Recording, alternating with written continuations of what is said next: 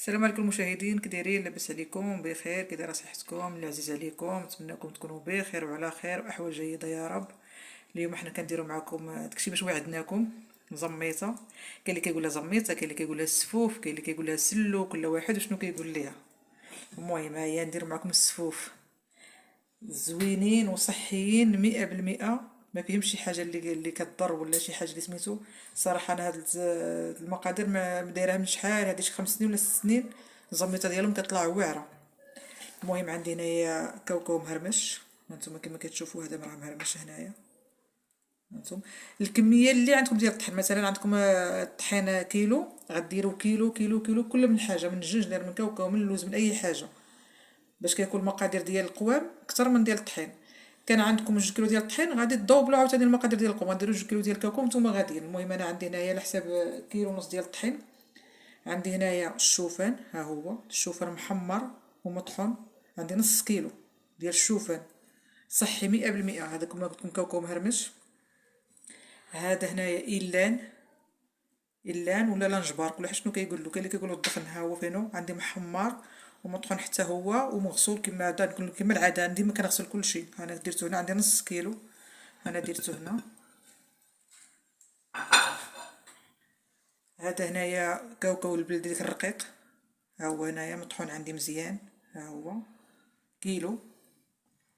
ها هو هنايا درتو عاوتاني.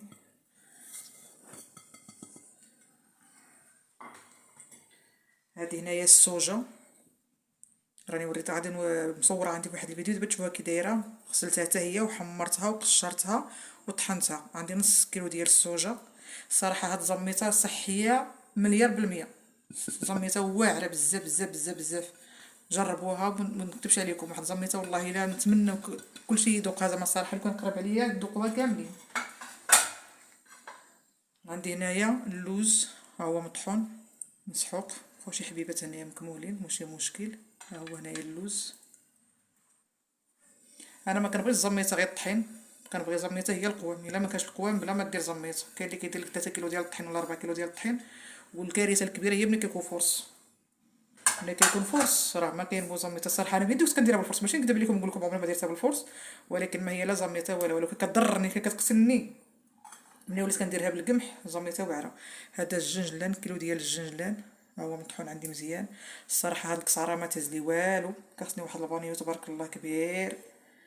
المهم انا غادي نديرها هنا، غادي نقول لكم كاع المقادير حتى الا ما خلطتهاش في القصعه. غادي نقسم النص شويه في البانيو وشويه في القصعه. هذا الجنجلان كما شفتوا، الجنجلان صحي وراك عارفين المنافع ديالو. هانتوما عاجل لهنا. كاين هنايا هذه حبه حلاوه، عندي 3 المعالق كبارين. حبه حلاوه راها مزيانه ومفيده بزاف، فهي فيني 3 ديال المعالق معبورين عندي انا، مغسوله مطحونه مقده منقيه، صايبها على يدي. هذا هنايا النافع، ها هو حتى هو 3 المعالق كبار، حتى هو مغسول ومنقي ومطحون، حتى هو في الدار عندي. ما عنديش شي حاجه على العطر برا نهائيا، كلشي في الدار.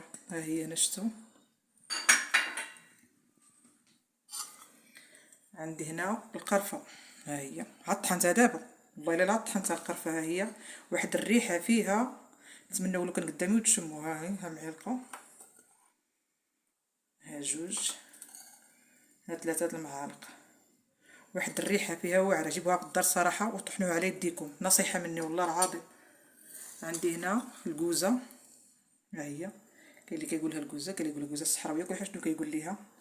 ها هي نحكها حداكم، ما تكثرش منها باش ما تنعسش ما تكثرش منها بزاف.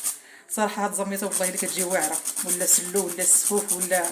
نبغيكم في الكومونتير تقولوا لي كاين الحوايج اللي كندير لكم زوينين ولا خايبين ولا.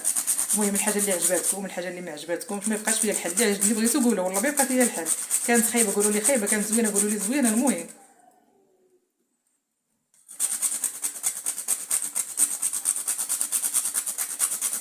انا عندي وحده صغيره حكيتها كلها،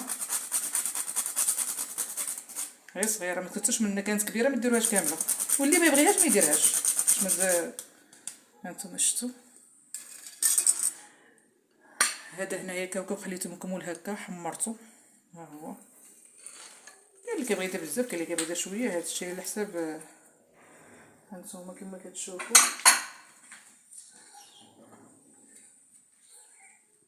هذا هنايا اللوز خليت منه واحد شويه، عاوتاني نديروه مكمل عاوتاني، ونخلي واحد شويه نزوقو به، ضروري شويه ديال الزوق. هانتوما كما كتشوفوا اللوز على حسب المقدور ديالك. الا عندك